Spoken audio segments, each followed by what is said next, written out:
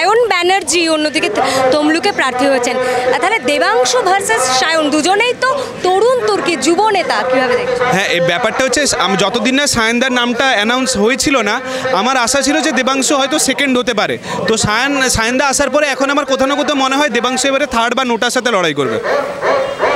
দেবাংশু ভট্টাচার্য কিন্তু অন্যদিকে সায়ন ব্যানার্জি প্রার্থী হওয়ার পর তিনি কটাক্ষ করছেন যে সিপিএমে একটা বৃদ্ধতন্ত্র এতদিন চলতো, ওরা যে তরুণদেরও ভোটের টিকিট দিচ্ছে, স্বাগত জানিয়েছেন এবং অভিনন্দন জানিয়েছেন সায়ন ব্যানার্জি। তৃণমূলের কনসা তরুণ নেতা দাঁড়িয়েছে?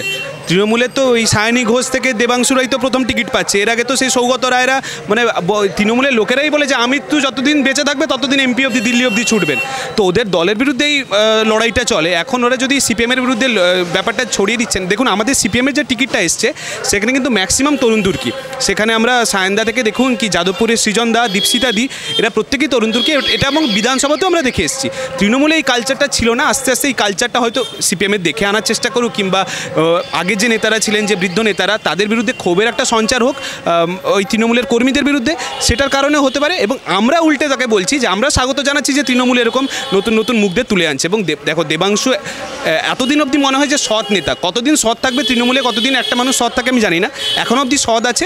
আশা করব যদি, আমার তো মনে হয় না জিতবে, তাও আমি শুভেচ্ছা জানাচ্ছি যদি জেতে যেন মানুষের জন্য কাজ করে। সায়নী ঘোষের কথা তুমি বললে, তুমি যেহেতু এই মুহূর্তে যাদবপুরের বাসিন্দা, সায়নী ঘোষ যাদবপুরের লোকসভার তৃণমূলের প্রার্থী, কীভাবে দেখছো? আমি জানি না ও কি, আমি সেদিন আমি দেখছি, আমিও যাদবপুরেরই একজন বাসিন্দা, আমি যাদবপুরে আমার বাড়ির ছাদ থেকে দেখছিলাম ও যেভাবে রাস্তায় আনাড়ির মতো ছুটে বেড়াচ্ছে। এভাবে যদি ভোট চাওয়া হতো, আমি তো ফেসবুকে লিখেছিলাম যে রাস্তায় যেন যাদবপুরবাসীরা ভুলে আবার কলার খোসা টোসা না ফেলে রাখে, বা সায়নী ঘোষের আবার একটা পায়ের চোট লাগতে পারে। এই তৃণমূলের তো অনেক ভোট এলে চোটের একটা ব্যাপার থাকে, কলা টলা যেন কেউ কলার খোসা যেন ছড়িয়ে না রাখে। কারণ সায়নী ঘোষ চোখ বন্ধ করে রাস্তার এপাশ থেকে ওপাশ আনাড়ির মতো ছুটে, এবং ওর অ্যাটেনশান একটা দরকার হয়। তবে আমার মনে করি যে সায়নী ঘোষ একদমই মানে একটা উইক ক্যান্ডিডেট, এবং সেখানে সৃজনদার মতো একটা ছেলে যে শিক্ষা নিয়ে যে রাস্তায় লড়াই করে, সে সংসদে লড়াই করবে, এইটুকু বিশ্বাস। দেখুন সায়নী ঘোষকে যে কারণে মানুষ ভোট দিতে পারে, সায়নী ঘোষের মুখ দেখবে, তার সিনেমা দেখে ওই কারণে হয়তো ভোট দিতে পারে। দেখুন সায়নী ঘোষকে যদি যদি দেখতেই হয়, তাহলে আপনি 499 টাকা রিচার্জ করে হইচইতে দেখুন, এবং সৃজনদাকে সংসদে পাঠান।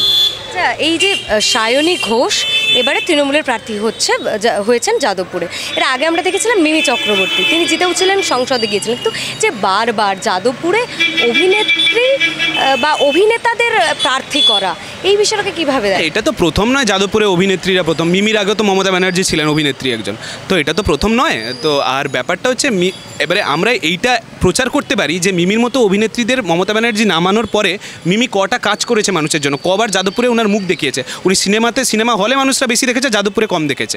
তো এবং আরও একটা সেম জায়গা থেকে সেম জিনিস রিপিট করলো। দেখুন মিমি চক্রবর্তী যদি ভালো কাজ করতেন, তাহলে আজকে সায়নী ঘোষকে আসতে হতো না।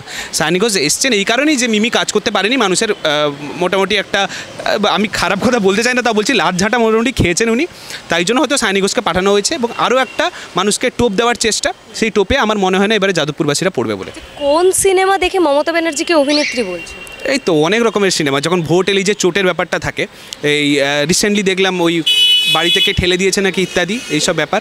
তবে আমিও দেখছিলাম ফেসবুকে অনেকে লিখছে যে টমেটো সসের বোতল নাকি ওদের বাড়ি থেকে পাওয়া যাচ্ছে না।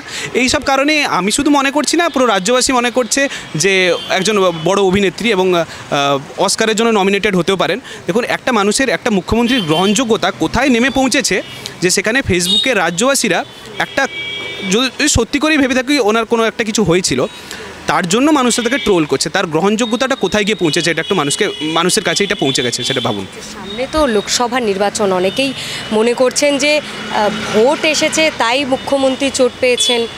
হ্যাঁ, এটা তো বারবার আমরা দেখে এসেছি, এটা তো নতুন নয়। মানে আমরা আশ্চর্য হওয়ারও কোনো ব্যাপার ছিল না। প্রতিবারই ভোটে পা ভাঙতেন, তারপরে দেখলাম পরিবার ভাঙলেন দুদিন আগে, এখন দেখছি কপাল ফাটিয়ে ফেলেছেন, মাথা ভেঙে ফেলেছেন। তবে দেখুন আমরা যারা কনসার্ন থাকি যে একটা মানুষের মাথা ভাঙলে হয়তো ব্রেনে চোট পাওয়ার একটা সম্ভাবনা থাকে, এক্ষেত্রে আমার মনে হয় না মমতা ব্যানার্জির ব্রেনে কোনো চোটফোট লাগতে পারে। কারণ ওনার গোড়ালিতে যদি কোনো বিশেষ কোনো আঘাত লাগতো, তাহলে হয়তো ব্রেনে গিয়ে লাগতে পারতো। এখন কপালে লেগেছে, আমার মনে হয় না বিশেষ কোনো চিন্তাভাবনার কারণ আছে। উনি তাড়াতাড়ি সুস্থ হয়ে যান এবং লড়াইয়ে ফিরুন। আমরাও চাই একটা সুস্থ স্বাভাবিক লড়াই আমরা পশ্চিমবঙ্গবাসীকে উপহার দেবো। রাজনৈতিক মহলের একাংশ কিন্তু এটাও বলছে একটা মানুষ অসুস্থ, আবার সে রাজ্যের মুখ্যমন্ত্রী, সেটাকে নিয়ে কি কোনো ট্রোল বা রাজনীতিকরণ করাটা কি মানে উচিত? সব সৌজন্যতার ঠিকা কি বামেরা নিয়ে বসছে? যখন আইসি ঘোষ, আমাদের ঐশী ঘোষ, উনি যখন মাথায় উনি বাড়ি খেয়েছিলেন জেএনইউতে, তখন মমতা ব্যানার্জি কী বলেছিলেন যে অভিনয় করছেন, ওই নিয়ে ভোট করাচ্ছেন। ওনারই সৌজন্যবোধটা কোথায় ছিল? এখন আমাদেরকে দেখাতে হবে। তো আমরা এটা পারছি না, আমরা কোনো ঠিকা নিয়ে বসিনি। তবে তাও বলছি, যদি সত্যি করে কিছু হয়ে থাকে তাহলে উনি সুস্থ হয়ে উঠুক। এবং একটা জিনিস দেখো, একটা মানুষ লাগলেন, ওনার চোট পেলেন, রক্ত বেরাচ্ছে, তারপরে কোনো অ্যাম্বুলেন্স, এখানে একটা মুখ্যমন্ত্রীর বাড়িতে কোনো অ্যাম্বুলেন্স থাকে না আশেপাশে, এবং তার রক্ত মুছে দেওয়ার কেউ নেই, তার আগে এআইটিসি অফিসিয়াল টুইটারে ছবি পৌঁছে গেল। তো এটাকে যদি ভোটের রাজনীতি বলবো না আর কী বলবো আমি আমার কোনো মাথায় ঢুকে না।